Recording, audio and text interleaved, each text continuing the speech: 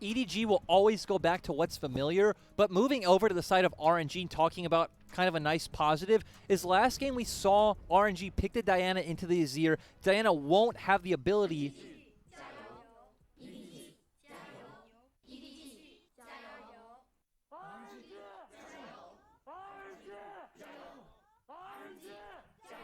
What I love is they've still got the hype man in the top left hand corner. Yeah. Way to slow it down. We just love hearing those gyos. Well, we're back. Game number 2. Now, you were interrupted mid-point, sir, but before you go back into it, just note, folks, that this is a historic matchup. We've called this the El Clasico for a reason. And the reason is that because from 2014, these guys have been the face of adversity for each other. 2 championships held off against one another. And for the side of EDG, 2016 summer, 2017 summer against RNG, 2016 spring, 2018 spring for RNG. They're 2 apiece. And every time they go off against each other, that rivalry continues to burst into flames. And in this game, we speak of flames, we speak of the mid lane. Xiaohu having this rumble into the Sylas, you do have Comment. You will be able to come out ahead in these short trades. So the thing I like about this adaptation is last game, RNG didn't have any pressure in the mid lane. It was Diana constantly getting pushed in by the Azir, but now they will have the push. They will have, as you like to call it, the hot pot combo. Yeah. And they just have so much big wombo combo ultimates going into these early skirmishes with the Cannon Barrage, with the Equalizer, with the Cataclysm. So RNG have a lot more tools to work with than they did last game. Another thing I want to highlight is we swapped over. Betty on the Senna this time is taking the Glacial Augment. Wasn't a big fan of the Guardian in the last game when you do have a bot lane that is looking for kill pressure. Not a very defensive, just play back style bot lane with the Pantheon. But I want to take note here, Lyric, that Xiaolongbao is trying to cross the map for the bottom side priority. And he's been spotted out on a ward, but still heading into blue nevertheless. He is on the Jarvan. Jarvan is a very strong level 2 skirmishing champion since you do have the flag and drag. We talked about that Xiaohu would have mid-pressure on Rumble. Instead in last game, RNG is a team that if they have priority, they always use it. So I love to see RNG make these sort of aggressive plays. Even pushing off of Wolves as well. Information gathered from that ward. So Xiaohu really asserting dominance here in the early game. Much stronger start for RNG. Much stronger draft, and again, we said this is a team that wants to accelerate the pace of the game. And though you might look at their draft and say, hey, there's a Senna, there's a GP, they don't want to do this. When you have something like the Jarvan Rumble in the mid-jungle 2v2, you have so many options about getting around the map, dropping that Cataclysm, and starting that snowball. We've seen similarities in draft from teams like FPX where you'd constantly see the Rumble, the Jarvan, and the ability to make plays towards the bottom lane from that pressure. So I like the fact that Xiaohu in a commanding position again. Comet in the lane as well, we've talked about in the past. So bit of dominance to start the game off, right towards the turret, and good tracking from Xiaolongbao on towards Junjia, who's been bullied out early on. This is how that matchup would go. GP does have so much pressure on the Mordekaiser from level 1, having access to his Parlay, which is a ranged ability, and the burn coming from his passive. So good things from Longxing. And we've set up RNG want to find their early game pressure from mid and jungle and bring that to their side lanes. Moving over to EDG, they want to take it a bit slower in the mid lane. You have the Sylas. He wants to get some levels. He wants to scale up. And it's all about, can Junjia find opportunities maybe in top lane, but especially around bot where you have plays like the Flash Flay Lantern coming from your Thresh. But top first. Xiaolongbao might be here though, and might be able to counter gank. Junjia at level 3 himself, trying to move his way into lane. They're wondering, is there a ward there? You could see a missing ping going down and Longxing pushing into lane. I don't believe this has been spotted out. With the ping going down, with Audi slowly receiving the wave. Now it's all about the play. When it comes to these kinds of top lane matchups, it is something you expect your jungler maybe to gank once. Grass doesn't hit though. Flash is available here from the jungle. He's now been spotted out right into the air. Longxing goes, flashes away immediately. Okay, jungle for top. Summoner burn. Actually, big benefit coming out on the side of RNG. We were just kind of setting up that this top lane matchup doesn't really matter too much in context of the game and for the junglers. And when you are playing something like a Rek'Sai, your engage is very... Let's take a step back. I know, because that's Ming wanting to go in. Lands the grass pit from Betty. And Xiaolongbao was spotted out on the ward bottom side, so EDG, that could have been a very real threat. but we just get nullified again. Once again from last game, Xiaolongbao shows on bot lane, so now Junja gets to take advantage of that and steal some camps in the top side. But going back to that earlier game top, Rek'Sai with his engages is very dependent on this flash knockup, so I'd say overall positive for RNG coming out ahead, only losing GP's flash. Okay, and Junja as well, note that with using his own flash, he's getting these camps, but he is still behind in farm.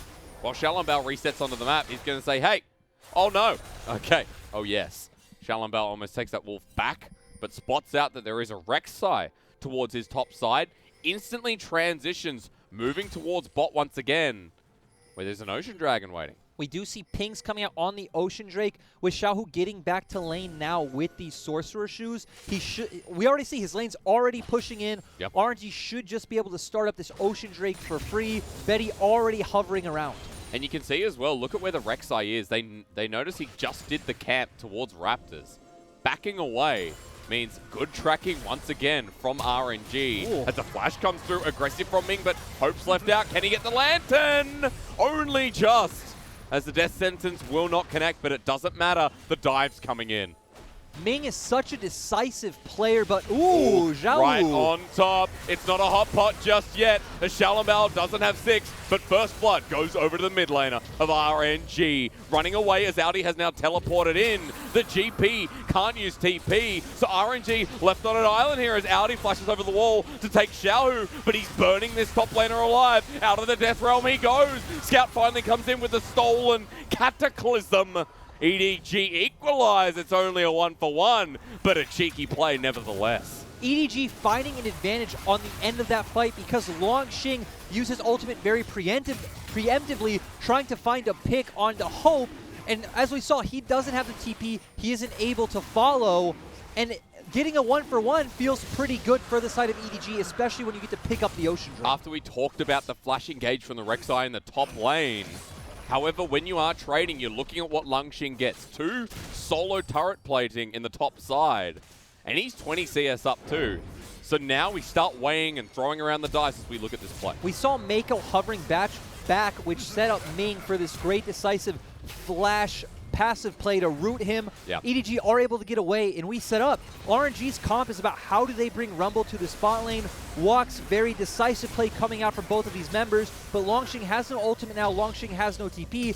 Audi comes in. Xiaohu really has nowhere to go. Really cheeky flash coming out, maybe setting him up for success if he can get away. But still, EDG have the numbers advantage, and that's all that matters at this point. Scout with a good Cataclysm to close that out. 1 kill for the mid laner of EDG. And he's equalized. In a lane, he's getting shoved out. He has now equalized that kill. And Xiaohu in a very fickle position here. But he will get out alive. Xiaohu being able to take that vision when no one is showing in the bot lane and Longxing is pushing topside. Yep. Another interesting adaptation from last game is we see Audi going more towards the Zanya's first item. Could just be sitting on the arm guard to kind of survive that early laning phase, but as a Mordekaiser, it always hurts when your Liandry's is delayed. Yeah, it really does, especially when you're going up into a matchup which makes your ult useless, so you already feel like you're a step behind. 20 CS behind as well, by the way, and 2 components of the Trinity Force already built up for Longxing as RNG take this topside Rift Herald with a bit of topside pressure. Another interesting thing is seeing that Betty picked up an Executioner's Calling so early, which could come in, will come in handy in later game teamfights against the Mordekaiser, against the Silas, but picking it up in lane against Varus, who just has a Vampiric Scepter and some lifesteal from rooms, seems a bit too soon. Okay, well, we're going to watch the trades either way in the 2v2 because like last game, Hope and Mako versus Betty and Ming. Surprisingly interesting for a fasting center lane, especially with the priority that's come towards the bot side. Betty and Ming are moving back to that lane with Xiaohu farming Krugs after getting the shove in the mid lane. And now we're just at the point of resetting before we fight again.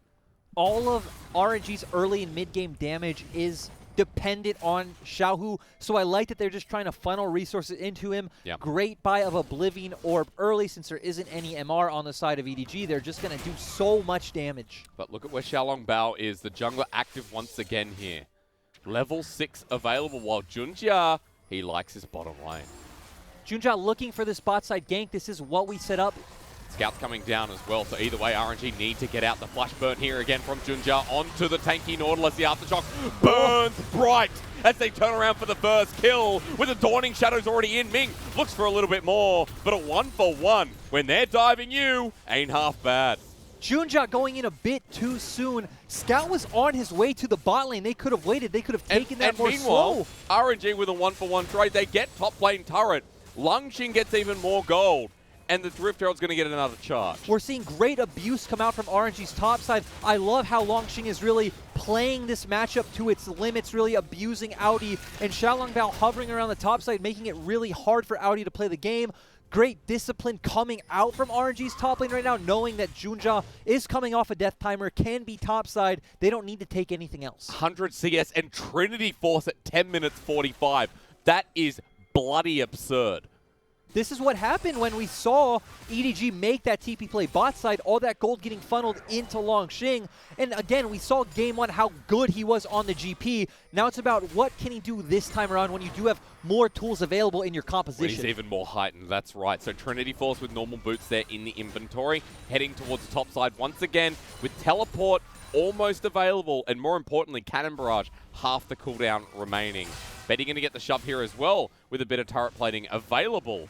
And we're now getting a look at the gold because of that lane. Lungxing at almost 5k gold at 11 minutes in the game. You're feeling great if you're RNG with your gold on your soul laners. We've talked about this many times. Fasting Senna does not need attention in this lane. You are playing for the other side of the map. Yep. The interesting thing to keep our eyes on, how will RNG approach this dragon if Cannon Barrage is not up in 20 seconds? Do EDG maybe try to force a play in that kind of window? Because by what you were saying before, I'm going to hold because dangerous moment arises. What you were saying before is that RNG really want to push tempo.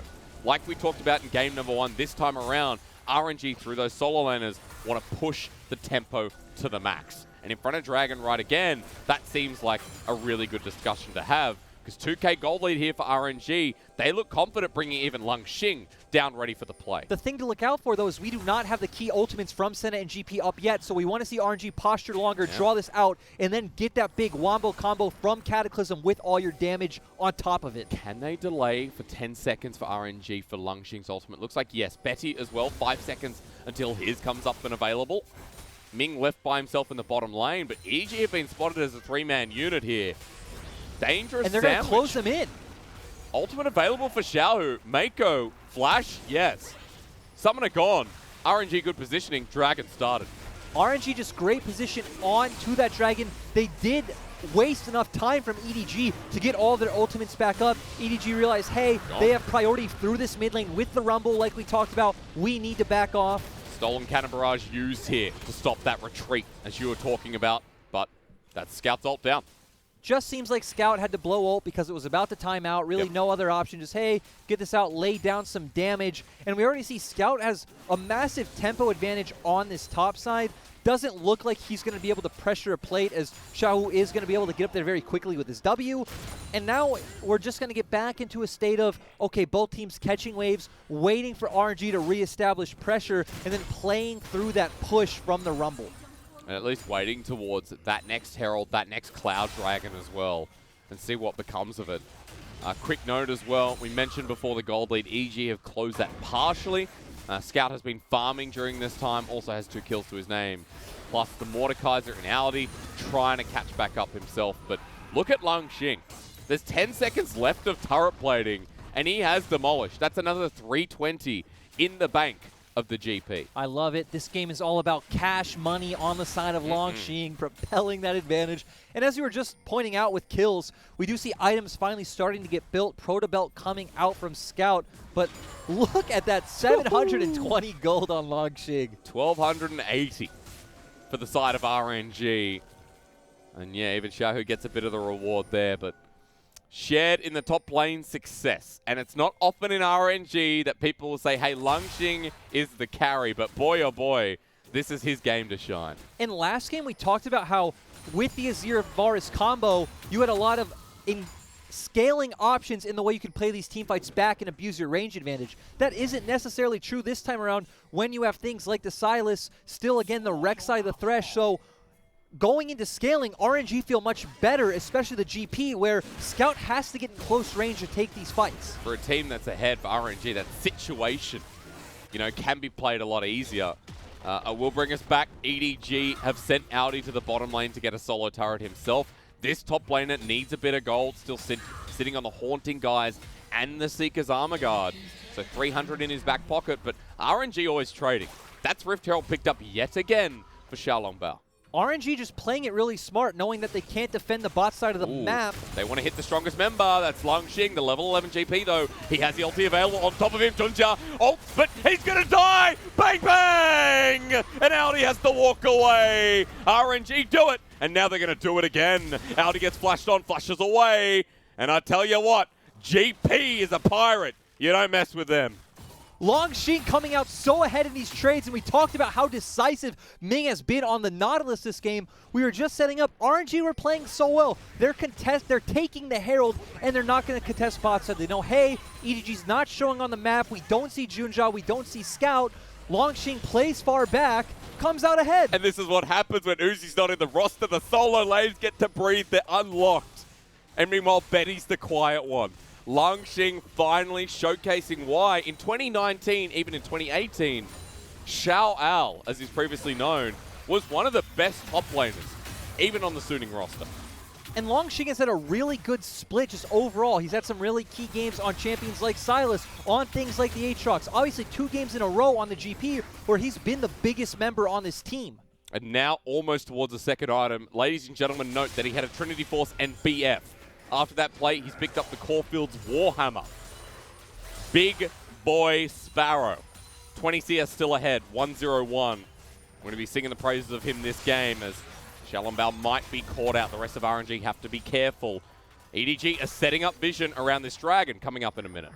Dragon's still pretty far out, so on the side of RNG, what we want to see from them is Langxing keep pushing out this top lane. When the Dragon is a bit closer, 20-15 seconds away, the other 4 members of RNG group mid, push together, Langxing head down, and then head into the river as a unit. On the side of EDG, we really want to see them abuse Scout's solo pressure in this bot lane, have Junja hover, and take that pressure from the side lane. The Sylas that has the blasting wand as well, so a bit of extra damage should be okay here for EDG to play around this Sylas, but you can see already that you just look at this, look at this GP, he's big. Bring your attention towards the Dragon, 20 seconds. As Ming finds the engage here on Domeko. It's a good flag and drag as well from Xiaolongbao. He disappears for now, and Scout takes the depth charge. There's the hot pot, and I love it! It's so spicy! EDG have to flash away immediately as the TP comes in from Langxing, and Audi takes one himself with a flank, but the fight's already done. EDG lost it. RNG just coming in with a really decisive engage. Xiaohu hadn't even rotated yet, but Xiaolongbao still felt safe to jump in with all the sustain from Senna. Pathing from Junja, not the answer. He ults in, but it only delays the inevitable. Where EDG are losing their jungler, losing mid, and Scout might lose his life as Audi now has been caught out. The depth charge not available, but the dredge line is. Ming will survive, ultimate comes through, and that's another one. EDG are getting slaughtered running into RNG this game. Just a basic mistake starting out from Junja, like you pointed out, with his pathing, making it very easy for RNG to just kill him as a 5-man, and then Audi kind of left in an awkward position because of it. All of RNG turns towards Dragon, picks off Audi, and they get 2 objectives, and EDG get nothing. Absolutely nothing. And this is the RNG that, coming into this series, we hyped up. Game 1 was super cool from EDG, but this is the RNG level we expected, where coordination in these skirmishes and team fights is what is making this team look really good. And we talked about how these mid and late game team fights would go, that RNG have a lot more tools available with these big team fighting ultimates, and EDG's comp having to play in a lot closer proximity. Yeah. So that benefits RNG immensely. On the side of EDG, you still need to get a few more items onto the likes of Scout Sylas before he can really safely jump into this backline and, you know, find picks onto things like Xiaohu and GP. Heck, finding a pick on GP is going to be extremely hard with how far ahead he is gold-wise. Because by the time you get to that point where you can hurt him, well, he's already got the Mercury treads. He'll probably have a bruiser-built item that we've seen the GP go 3rd or 4th. Right now, I don't even want to look at Langxing. He's level 13 on the GP. He's still 30, 40 CS up, and he's heading towards that solo lane once again to face Audi. And even if you do kill someone like Betty Senna, all of your damage is on Long Xing and Xiaohu. So as long as they land good ultimates, they come out ahead. Well, I believe we have a pause, so that was very unexpected. And you know what? If I was the teams, I would say, Hysterics, put your jacket on because your jacket's not on. I took it off. It was a very intense game. And we're back. All right. Okay, ladies and gentlemen, we apologize for the pause. We'll find out what that is straight away. That was very, very last minute. However, RNG and EDG, that was a perfect start to game 2. And I want a little bit more. RNG just showing up the way we've always expected them to. We did talk about that this team really likes to accelerate and constantly use their pressures, which we've seen from the very start of the game where they went for that level 2 invade on the blue buff. Xiaohu pathed over, Xiaolongbao headed in, and it's kind of been a fast rise from there on. Because Xiaolongbao in the first game was so shut out that we actually didn't see him play at the very start of this series. This game played a beautiful early game, as you're mentioning there, and it felt like the condition of RNG, their options. There was a lot more of them, and they actually knew what their win condition was this game. You can just do so much more when you have mid as a pressure point. As we've talked about, you can constantly hover for both sides of the map like we've seen, and it allows RNG to utilize their biggest strength, which again is that they utilize every window, unlike a lot of our other teams in the LPL. We see especially how decisive Ming's been playing with this Nautilus, flashing for that passive hit onto Hope and looking for these plays. So he's really enabled by this Rumble mid pick. So far, it feels like the Nautiluses of the games are really like cementing it, right? Mako in game 1, game 2 Ming already performing legendary. But you mentioned the combination, the Rumble, the Jarvan at the start of the game, the Hot Pot. We saw that come into fruition and how potent it is for EDG. Walking into those chokes, I mean, straight away. Evaporation. And that's why when we think of how these fights should play out, for RNG, it's live or die by, do our ultimates hit? Yes, we win. Do our ultimates miss? No. Well, EDG's composition has a lot of sustained damage in the Sylas and in the Varus that we then lose. So it's pretty black and white. It really is. And in front of that next drag, and I'm looking forward to it. We do have a pause, ladies and gentlemen. We apologize for the delay. We're going to find out what that is and then get back into the game as soon as possible. But at this point, RNG leading game number 2. And a lot of questions on the board towards EDG, walking in one by one at the end of that play, really getting caught out. And I guess we see the weakness of a team that's been put together last minute where the strengths look really good, where it's like, wow, they're working together. But put into tense situations against RNG, it all falls apart. These are still rookie players in Junja and Hope. And again, Audi does not have that much experience. So we shouldn't expect them to always play perfectly, right? Mistakes are going to come out, especially when you are adapting to such a high level of play.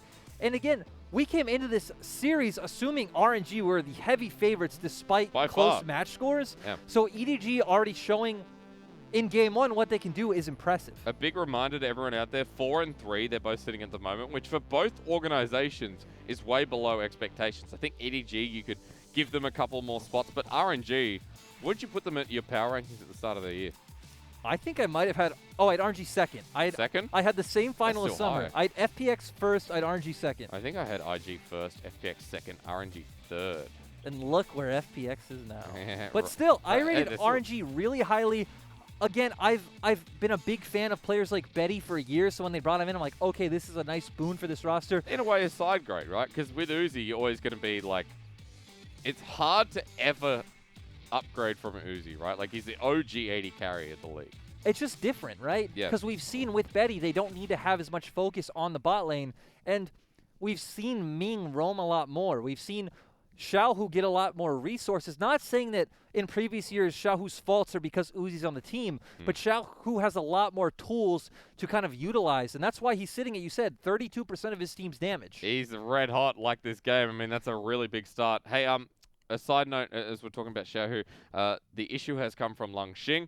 So Long Xing has a device issue, and they are working on fixing that so we can get back into games. So That's what happens when you're big like a GP. You overheat your PC, and you gotta do it all over again. You know. I feel like the one who should be overheating is the Rumble, not the GP. But yeah, okay. Well, you know what? Luxing's a big boy. You know, he's a very, very big boy. We talked about again this game. The phrase "cash money" for Longxing. Yeah, it's pretty good. Unlucky we don't have Klepto.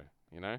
Can you imagine at the moment with all the tanks, just play GP with Klepto? How stupid would that be? No, I don't want to go back to Cleft. I was always a big fan of the Grasp GP, which is a lot more about lane dominance because, and it's why if you look over to other regions like LEC, GP is a lot more prominent than he is here, is because GP has so many decent matchups in the top lane. You don't have anything that you really get hard smashed by. You can do your job against pretty much anything, and you do win against a lot of champions. But I love here that people are willing to kind of flex around, like especially people like Natural on DMO with this Camille pocket pick. You know, like people like the Shy has like his Vladimir pocket pick as well. We're a lot more willing in this region to flex around with unique picks, and that's why it's like, well, what could be picked into the GP rather than what could the GP go into? A lot more willing to dive top lane. We actually have seen so many. Heck, EDG is a team that does that so often. So when you do have teams that are willing to dive you over and over and over again, GP is a very squishy champion. He's very easily dove. And we're back. Apologies for the delay. Longxing seems to work out the issue. And as we return into the game, remember where we were, rather, as we left you off. About 4K gold lead for RNG, a big GP that survived a dive, and a Dragon coming up in 3.5 minutes. RNG to pick up the last one, which was a Cloud, because we got another Cloud rip here for game number 2.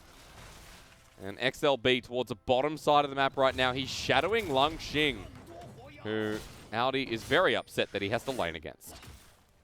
There isn't really an objective on the map that either team can force right now. Neither team is strong enough to really threaten Baron, so I like that Xiaolong Bao is looking to play it on bot. And EDG on the other side, trying to get a pick onto Xiaohu. Oh, the equalizer stolen, the flash burnt.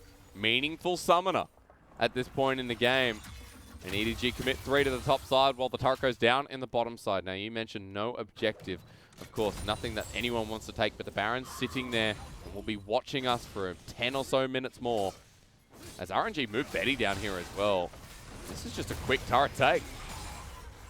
Okay. RNG being first on bot side, we see how strong that Longxing is at taking these turrets. And Rumble still has the wave clear on top side, so it's not really like EDG can force anything when you have the equalizer still up.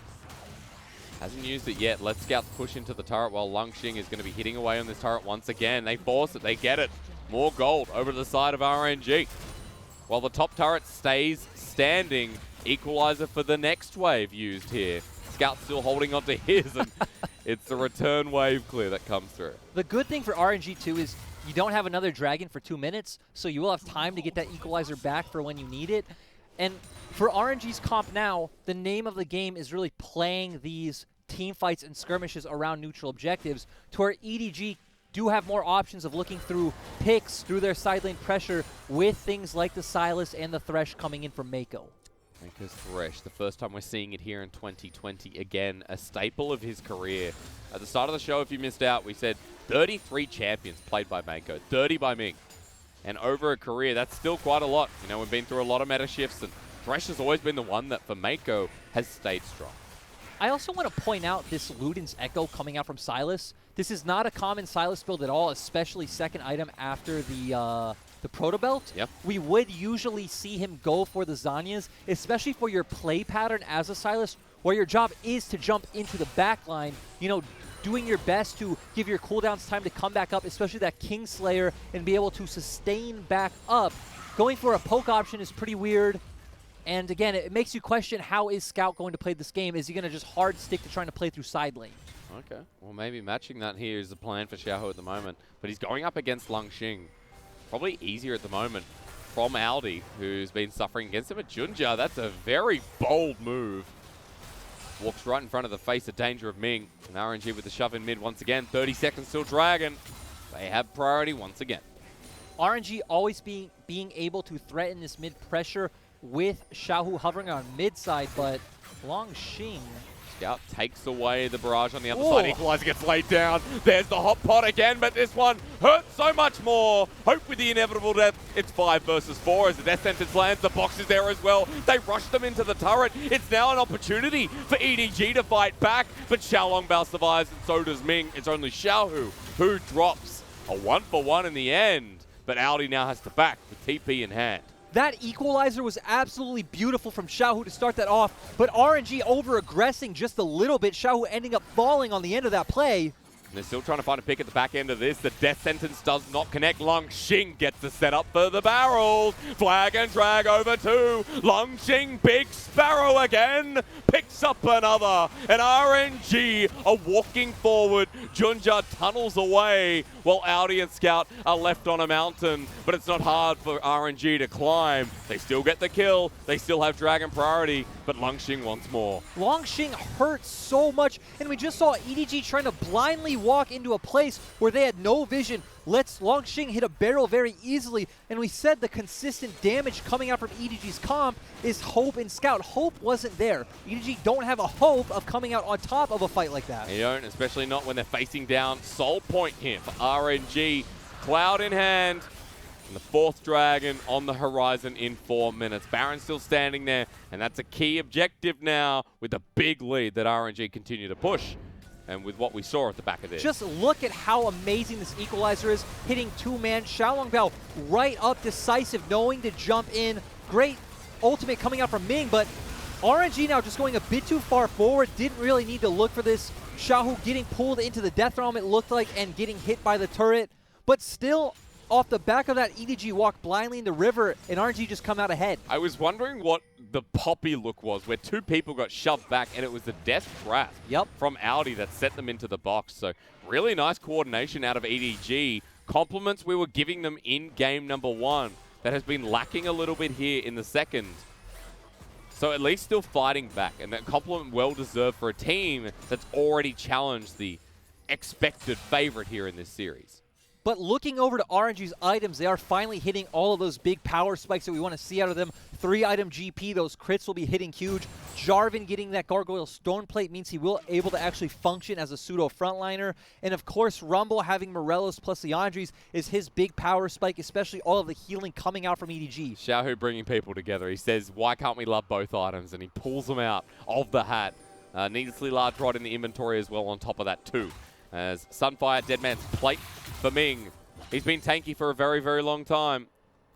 That's true. We forgot to mention, right, with it being the fasting Senna, Nautilus being the one to get all these items, so he is much tankier than someone like Mako would be on the opposite side. Also has a QSS, so Audi can't ult him, and he can't ult the top lane GP on Lang Xing. That's actually really funny that we see out Ming going for the QSS. Typically, you wouldn't see the support take that. They'll be fine with the enemy top laner death realming them, but Ming says no. No, I'm the most important member. To be fair, 3-1-3 has a shutdown, so it could be a target here as RNG. You want to start the Baron? Okay, but you don't do this that quick.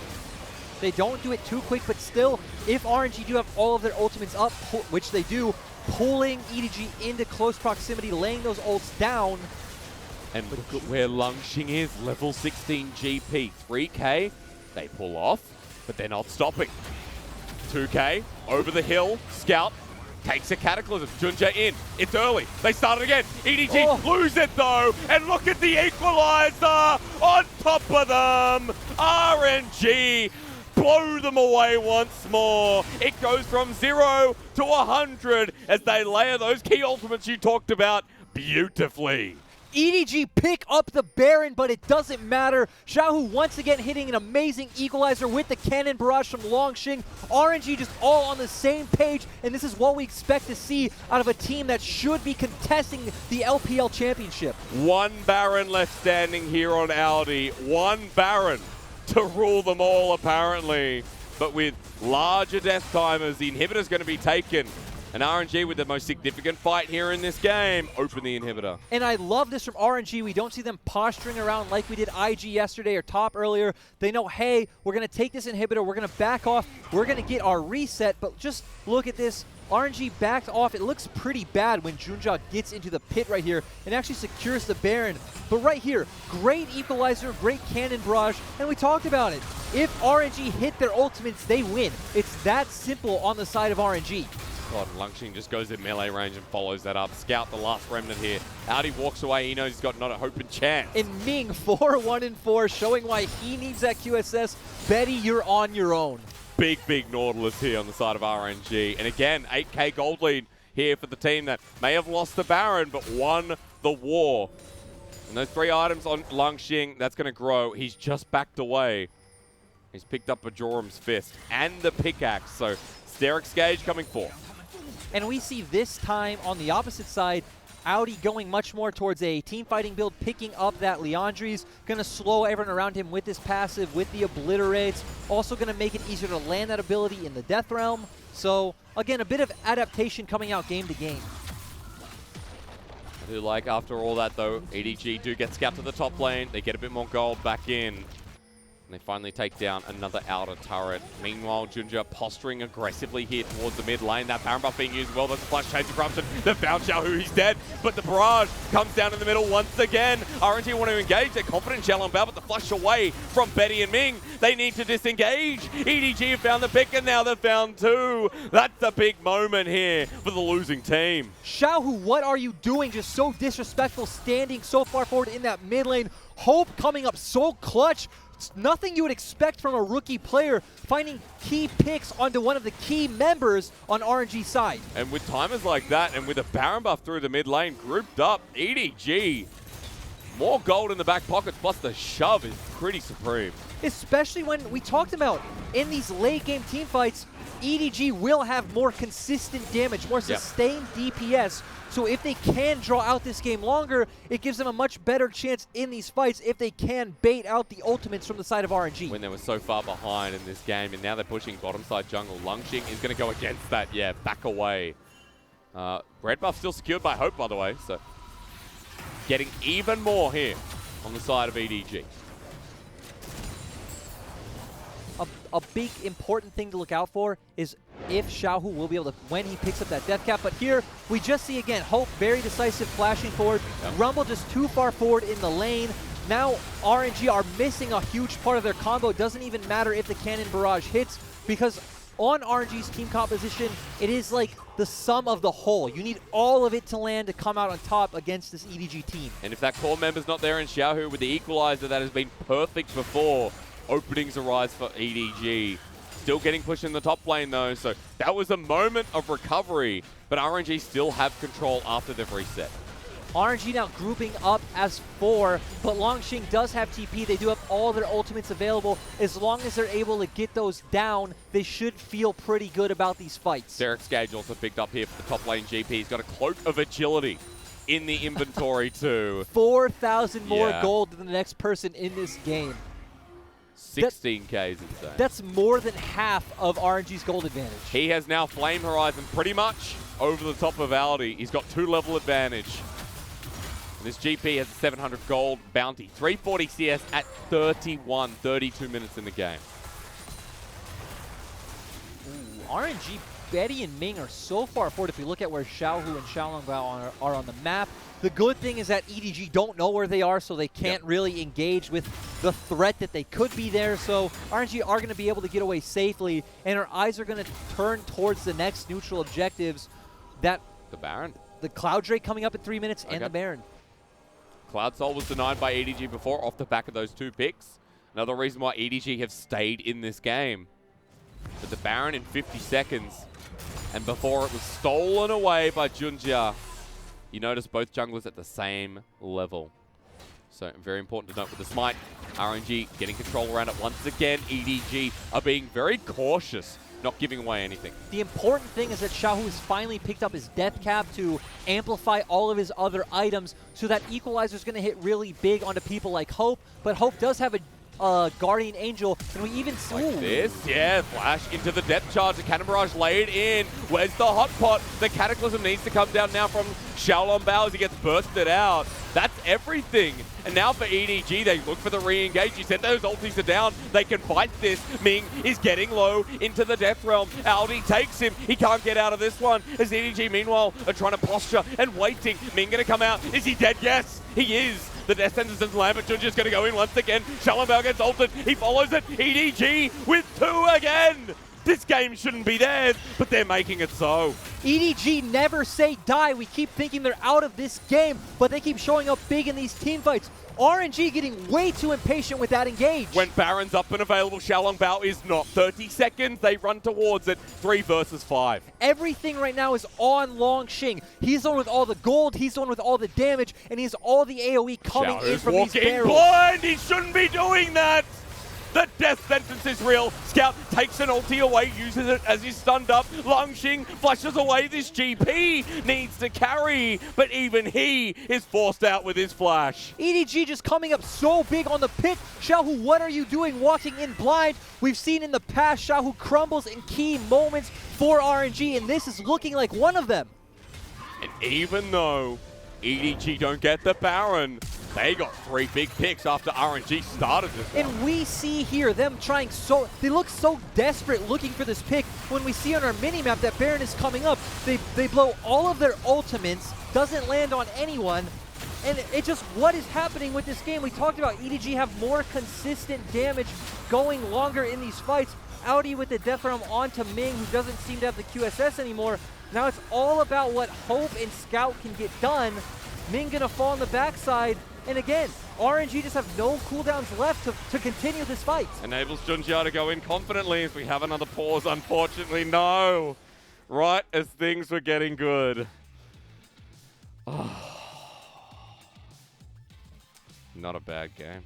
But in all seriousness, even though RNG, you said it perfectly, the layering ultimates is everything for RNG. Even with that 7k gold lead, they missed that. What else do they have? And we see them being so desperate and so impatient when they don't need to be. We have Baron coming up, it looked like less than 1 minute. You have another Drake coming up in 2 minutes. Pull them into you. Make it easier for yourself to land these ultimate combos. Why are you shooting an equalizer from across the map and making Xiaolong Bao go so deep, so far overextended? And then we just saw they have no more consistent DPS, only coming out from the Senna, who we saw fell pretty far behind in that early game, and not pretty far behind, but relatively to her soul laners. Yep. And then it's just hard to deal damage. And then we saw as well when Xiaolong Bao tries to go on the backline, at least set up for the following members.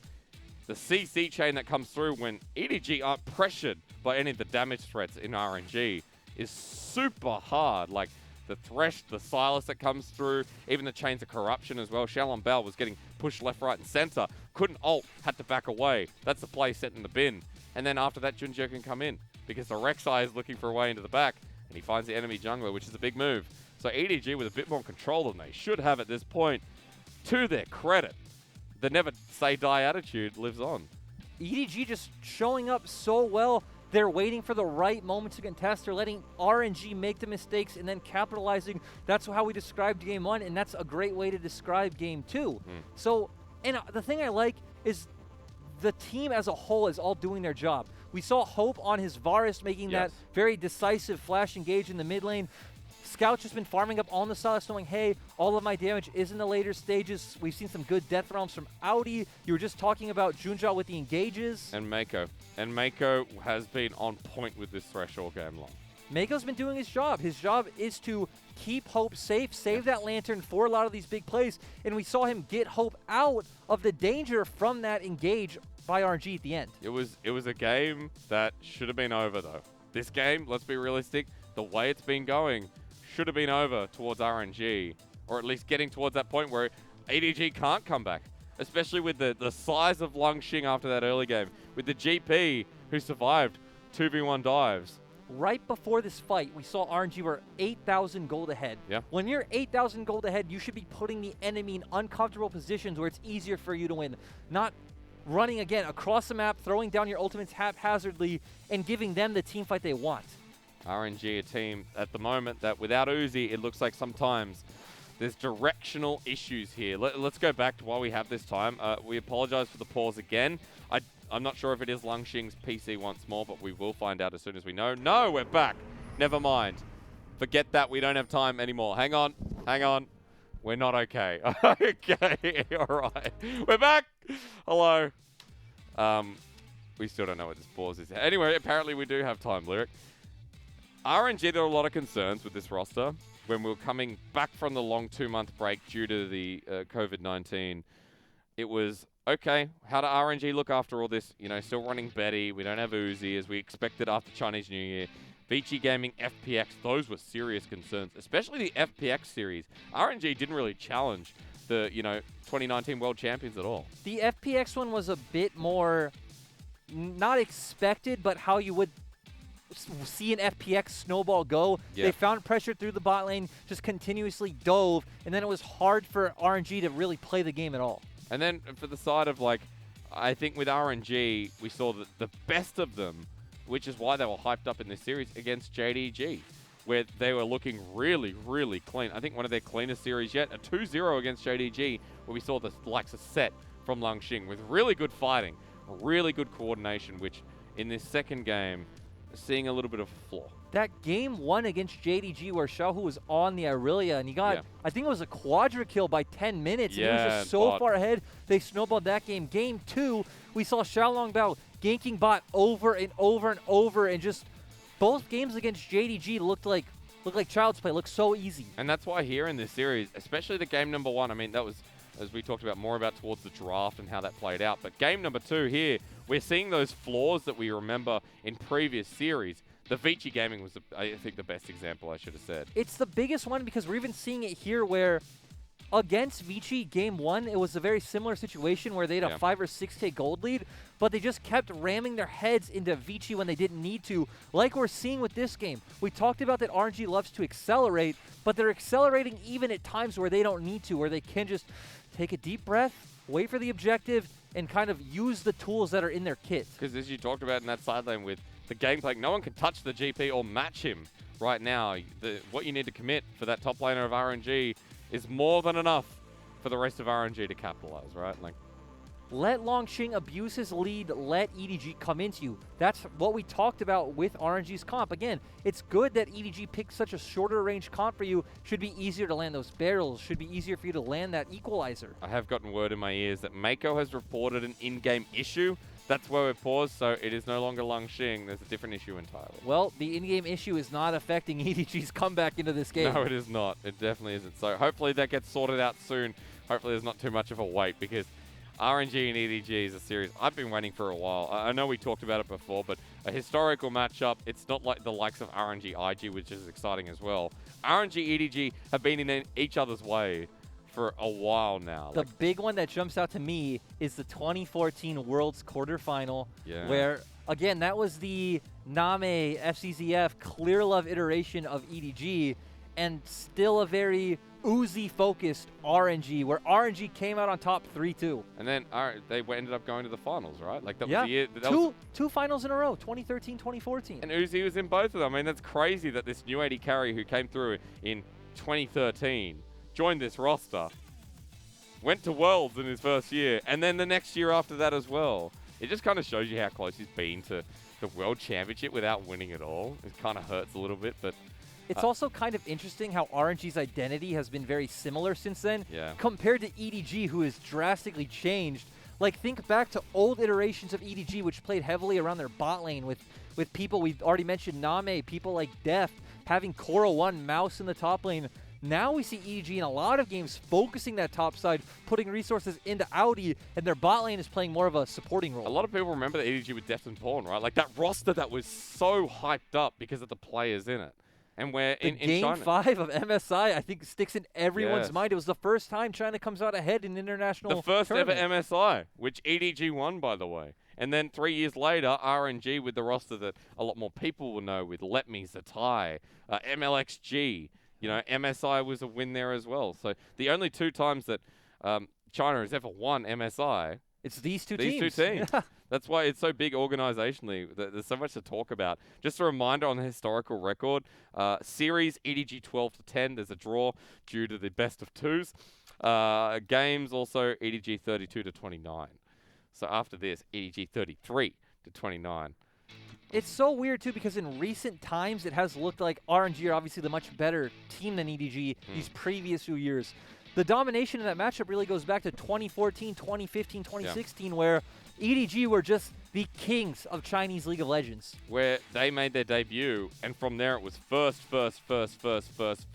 There was so many years where EDG were just the best, undoubtedly, where they had the longest undisputed run, right? Until kind of like Royal Club came along. 2016 spring, where Royal Club actually took down EDG, gave them a second, and then EDG continued winning until 2018 spring, where Royal Club, or RNG rather, went to Worlds. So it's kind of exciting to see that RNG are always in their way. And we didn't get that rivalry last year, because it was 2018 spring where we got that last final. Last year, we got the new rivalry of like, okay, well, finals is JDG IG. Finals in summer is RNG FPX. Like, it changes. And EDG, for the first time last year, didn't go to Worlds. Since their inception in League, they've been to Worlds every single year except last. Yeah, and the big thing for me with EDG is when they came into this year, we expected even less than last year. We did not think we didn't think they'd even make playoffs, honestly. At all. And here they are, again, sitting at 4-3, so not the most impressive record, but with impressive wins over top teams like eStars, like JDG, what looks like is about to be RNG. But after what we saw in this second game with the turnaround, I mean, anything's on the table right now. This game can go both ways. We've already set up the win conditions of both teams. It feels like the cards are probably still in RNG's hands right now, but it's slowly falling out of their favor. Are you ready? We're back. Now, we apologize for the delay. Mako reported an issue. As we're back into the game, I believe that has been resolved. We did just say the cards are in RNG's hands, Yep. and we look at the gold. They're still 6K ahead. They're sitting on Soul Point, but we talked about it is pretty black and white on their side. They group up as 5 in the mid lane, push, get pressure, walk into the river, and it really is about setting up this Wombo combo with their ultimates. And we've been set up for a Cloud Soul here for RNG. One move here from EDG. The pick could come through in the game. They posture aggressively, using the mist to hide the identity. Junja in an aggressive position as well, and we're A-ramming EDG do this all the damn time. Mako might be caught out though, equalizer on top. The flash over though means he doesn't get hit.